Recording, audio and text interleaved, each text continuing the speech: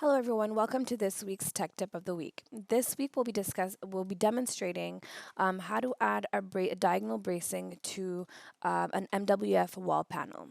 We'll begin by selecting our panel, going to the Properties menu here, into our Miscellaneous tab, under Bracing, and here we have a selected options to set for us for our bracing. First, we're giving the option of choosing the exterior, interior, or both sides of the panel. The next thing we'll need to choose is the family member type. Here we'll choose the light gauge 600. And here we'll be choosing where the bracing will start and finish. So our starting reference will be the E1 and our end finish will be the E2. We'll go in here. It's very important when you are creating a diagonal bracing feature that the elevation dimensions are not set to the same thing, or else you will get a vertical or a horizontal member, which defeats the purpose of the bracing. The next option that you have is that you're choosing the orientation of the member. And then here you have a start and end extension of the member offset of the panel. We'll go ahead and choose 6 for this one. The next option you have as well is to add a plate.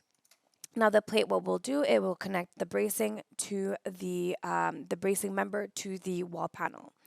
The next thing that we need to adjust here is we need to adjust the bracing location. Right? Anytime you are creating settings for your bracing, you must always add the settings to your properties. And anytime any information is modified, you must always update these settings as well. So here we are. We added our feature. We also have to. It's fine. Close. Okay. And here we are. So here is our bracing feature with our plates here on the side. You can always adjust the dimensions over here, but as you can see, the feature is working as it should.